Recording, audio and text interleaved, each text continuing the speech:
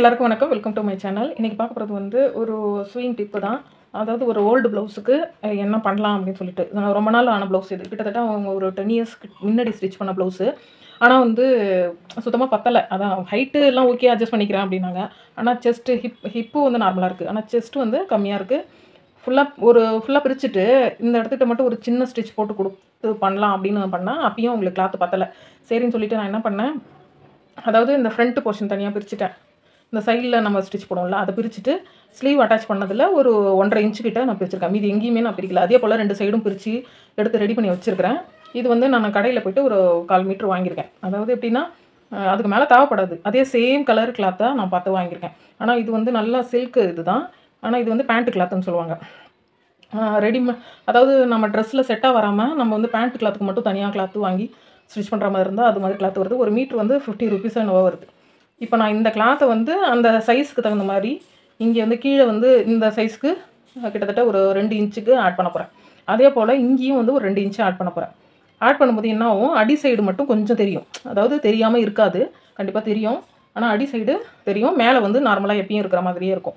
இது வந்து ஒரு பழைய ப்ளவுஸில் வந்து நம்ம ரீயூஸ் பண்ணணும் அப்படின்னா இது மாதிரி கிளாத் வாங்கி அட்டாச் பண்ணி நம்ம பண்ணலாம். ஓகேவா? இது வந்து உங்களுக்கு இதே மாதிரி ஏதாவது ப்ளவுஸ் வந்து இருந்துச்சு, நம்ம பண்ணலாமா வேணாமா அப்படின்னா இந்த வீடியோ பாருங்கள். அந்த ஐடியா உங்களுக்கு ஓகேனா அதே மாதிரி கிளாத் வந்து நீங்கள் ஒரு 1/4 மீட்டர் வாங்கிட்டு அதே மாதிரி ஸ்டிச் பண்ணி பாருங்கள். இப்போ அந்த கிளாத்தில் வந்து நம்ம பேக் போர்ஷன் பிரிச்சுருந்தோம்ல, ஃப்ரண்ட்டு பேக்கு எல்லாத்தையும் பிரிச்சுருந்தோம்ல, அதில் கீழ்ப்பக்கம் வந்து ஒரு 2 இன்ச்சுக்கு ஃபோல்ட் பண்ணிவிட்டு அதுக்கு மேலே ஸ்டிச் பண்ணணும். ஒரு ஸ்டிச்சஸ் போட்டு திருப்பி 2வது ஸ்டிச்சஸ் போட்டுட்டு அதுக்கு மேலே படிமான தையல் போட்டு நம்ம ஸ்டிச் பண்ணணும். அப்போ தான் வந்து இது கொஞ்சம் வழவழன்னு இருக்க கிளாத்துன்றதுனால தூக்கிட்டு இருக்கும். அப்படி தூக்குது அப்படின்னா நான் ஒரு லைட்டாக அயர்ன் பண்ணிவிட்டு பண்ணுங்கள். நான் ஒரு 2.5 இன்ச்சுக்கு 2லேருந்து 2.5 இன்ச்சு கொடுத்துக்கலாம். வேணுன்றதை அப்புறமா கூட நம்ம கட் பண்ணி போட்டுக்கலாம். நான் ஒரு 2.5 இன்ச்சுக்கிட்ட நான் வந்து எக்ஸ்ட்ரா கிளாத் கொடுத்துருக்கேன். அதே போல் ஃப்ரண்ட் சைடும் நம்ம அதே மாதிரி அதே சேம் ப்ரொசீஜர் தான். கீழே வந்து லைட்டாக ஃபோல்ட் பண்ணிவிட்டு பண்ணால் ஸ்டிச் பண்ணும்போது கொஞ்சம் ஈஸியாக இருக்கும். வேறு ஒன்றும் இல்லை. அந்த சைடு வந்து ஸ்டிச் போட்டு அந்த ஆம்கோல் சைட்லேருந்து நம்ம வந்து ஸ்டிச்சிங் கொடுத்து திருப்பி 2வது ஸ்டிச்சஸ் போட்டு அதுக்கு மேலே ஒரு படிமான தையல் போடணும்.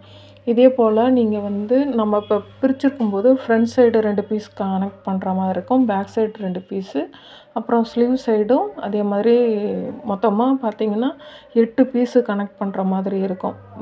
ஒரு 2லேருந்து 2.5 வரைக்கும் நம்ம எக்ஸ்ட்ரா கிளாத்தை ஆட் பண்ணோன்னா நமக்கு வந்து அவங்களுக்கு அளவு அதிகமாக்குறதுக்கு ரொம்ப ஈஸியாக இருக்கும். இதை நான் ஃப்ரண்ட் போர்ஷன் வந்து ஸ்டிச் பண்ணுறேன். இதே போல் 4 சைடும் நீங்கள் ஸ்டிச் பண்ணிவிட்டு மேலே ஒரு படிமான தையல் போட்டுட்டிங்கன்னா அது வந்து அப்படியே பிரியாது, பர்மனெண்ட்டாக அதே செட் ஆகிடும்.